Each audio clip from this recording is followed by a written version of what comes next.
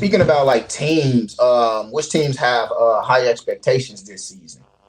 The highest or the most pressure, if you want to say. I would say the 76ers, but Joel Embiid is hurt, so it's kind of giving them a window now. He's not coming back. So so I think a lot of people expect the Sixers to just barely make the playoffs. They're gonna get in the play in. Their record is too good, so they're gonna get in. Depending on who they play in the first play in, they'll probably lose. Or they do stay in the sixth seed, whoever they face in the first round, they will face Milwaukee right now if it ended today. They're not beating Milwaukee with no Joel Embiid. So I would I'm not gonna give them I'm not gonna say they have pressure, but people with like teams with expectation is the Bucks. Like they have to they gotta win. You gotta win when you trade for Damian Lillard. The window is the window is open now. So it's like we gotta do something. We gotta at least make it to the conference finals. If they can get to the conference finals, and then if it's like a 7 game series with let's just say the Heat or Celtics, Cavs, whoever, I'm cool with that. But if you get, like I said last time you was on the show, if they get bounced in the first round again, failure of a season, they're they have expectations to at least get far because since they lost. I'm gonna say another team. I'm gonna say the Mavericks because last year you guys didn't even make the playoff because y'all wanted to give up at the end of the year, and now y'all still in the play-in. Y'all haven't moved up because y'all need other teams to lose, but they're not losing. So they have to at least get to the playoffs, depending on who they play. They are the eighth seed, so if they win, it'll be seven. They will face OKC, Thunder and Mavs in the first round. That's a toss up. Honestly, I don't know who will win that, but they have to at least get to the playoffs. I would say the Mavericks. They got to get there. Another team, I would say the usual Boston. They know what they got to do. They got to win. Got to get to conference finals. Well, they damn near get to conference finals every year. They got to win this year. You lost in 22. Or was it 21? No, it's 22. You lost in 22. You guys probably should have won that series, but you guys didn't. And now you guys have to get back up there to the finals with this stack. This is probably the best team Jason Tatum has ever had on. Like, I mean, you can argue it.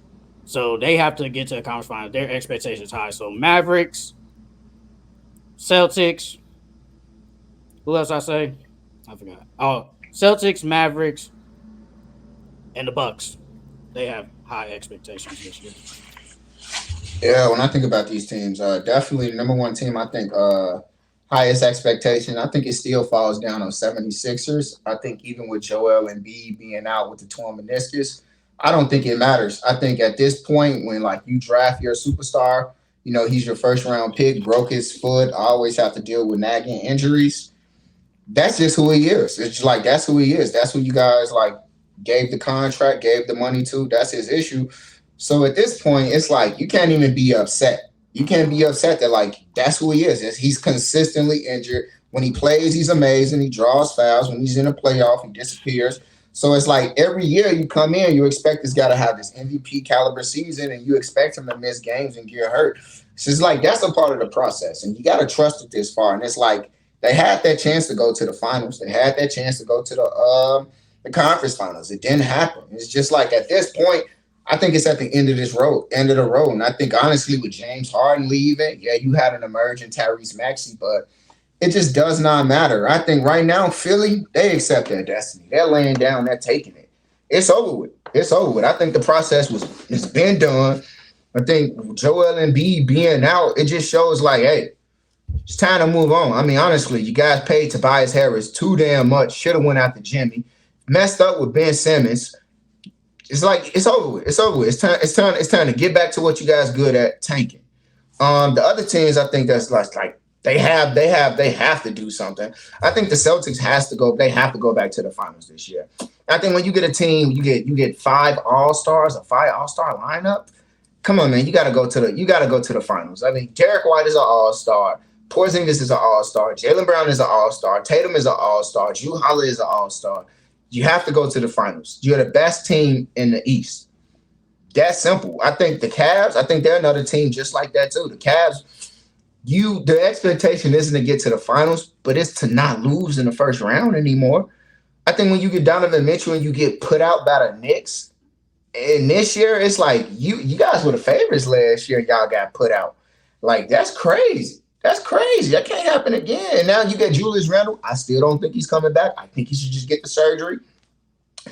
There's no reason. I mean, the Knicks, they look amazing. But you guys, there's no reason why y'all should lose again. If y'all face the Knicks, I hope they do face the Knicks. They probably won't though, because they're sitting at 2 right now. But it's gonna change. It's gonna change. They probably end up facing the Magics or something in that first round. And I think the Magic, if they put them out, that's gonna suck. Because Paolo Banchero, man, he really looking like the best thing. He looking like the best young dude out there right now. Don't get in trouble. The Magic defense is amazing. He's playing great. Yeah, so I think 76ers, Cavs, and Celtics, they got a lot to go out there and prove this season. The Bucks, I don't really think the Bucks really have, because they're just like the Suns. I think they're like the Suns. They have a contract window. I think Middleton, they'll flip him, they'll move him this summer. So it's like the window is still open. They just won the finals within the last 3-4 years. So I'm saying the Bucks, they have another window to win a chip within the next, I want to say 3 years, this year included. So this year, 2 years going forward. If they don't get it done in the next 2 years, then it's like, okay, high expectations. But right now, I don't have a rush on the Suns. I don't have a rush on the Bucks. But I think with the Celtics, you got to win. You got to win one. I think the Cavs, you got to get to the second round. I think with the 76ers, your best guy, this is normal. This is normal. The city's used to him being on the sideline. So it's time to move on from it. End of the road. Okay. First thing. So if the Bucks, what are they like? If they lose in the first round or second round, it's like, okay, it is what it is. What are you asking? If they lose in the first or second round, for the Bucks, it doesn't matter. Does it matter if the Bucks lose in the first round? Yeah, so if they lose in the first round again, you ain't gonna be like, they just lost. It is what it is. I think that's how you go think of it. I think to answer your question, if the Bucks lose in the first round from Dame and Giannis missing the majority of the games, I would probably say it doesn't matter. But if they lose in the first round and they do have all their players, I think that's a little bit concerning. But if they lose in the first round and like Giannis and Dame misses the majority of the games, and then one game they do play, they only play for like 10 minutes, I wouldn't count that against them. But if they lose in the first round, just straight up lose, I think that's concerning. But if they lose in the first round without their best players, I don't think that means too much. It's like the 76ers. If the 76ers lose in the first round without Joel Embiid, I wouldn't say burn the city down. I wouldn't say trade the franchise away. I just wouldn't think much of it. And that's why I was like, we probably expect the Sixers to probably lose. And what I think the biggest thing with is because it's contextual. Joel Embiid he has a history of having injuries. Giannis doesn't have a history of injuries. Dame doesn't have a history of injuries. Chris Middleton does. It's like if Joel isn't playing in the playoffs because of injuries, no one's surprised. You get what I'm saying? So if they lose again, it is what it is, right? Wait, what? What are you asking? I didn't really get what you were saying about the Sixers. I don't know what their expectation is. Just like we just expect them to lose, right? So what part are you confused about? What is really the Sixers' expectations? If they don't have Joel Embiid, they really don't have no expectations because they're gonna lose regardless. No, what I'm saying with the 76ers is that this isn't new. Joel Embiid being hurt and having an injury tag is not new. That's what I'm saying. You get that part, right? Yes. So without Joel, with him constantly having this injury and this history of dealing with some type of injury, and it's not new, my thought process that like they're at the end of the road. It is what it is. You're not going to get any better. It's time to just move on. That's what I said. It is what it is. But no, that's not what you said. But it is kind of different though. Because usually he does play in the playoffs. Yes, he does not show up. Yes, but he does play. But this is different. He's missed like the last 2 months. Exactly. That's why it's contact. That's what I'm saying. It's not It's not unusual for It Joel is. and Because how is he it not? hasn't been here. Wait. He How? hasn't been here for 2 months though. Wait, Sheldon. How this? You gotta let me finish. How is it unusual that Joel Embiid is hurt? Because bro, he hasn't been here. Usually they would not be a 6 seed if he was healthy. That's not what I'm asking. No, but I'm saying if How are he you was saying healthy, something that I'm not asking? if he was healthy, they will at least be probably number 4, maybe even number 3. So we're not used to him. We're not used to him at least injured around this time. Usually he gets hurt in the playoffs. Usually he gets hurt, but he still plays though. And I'm not saying that. I'm not saying that. Okay. I'm saying it's just normal for him to be hurt. That's all I'm saying. He's never hurt at this time though. He's normal. We're saying two different. We're saying two different. We're saying two different things, Sheldon. Sheldon, we're saying two different things. That's okay. Is he always hurt at this time? Yes or no? He's hurt around this time. Yes. No, he's not. Stop lying. I'm Sheldon. You can pull it up. Stop. Yes, pull it up. Please pull it up. Okay, let's pull it up. Yes, pull it up, please. He always plays in March. He always gets hurt during the playoffs. Yes, please pull it up. And if you're right, I'll say you're right. Okay, buddy boy.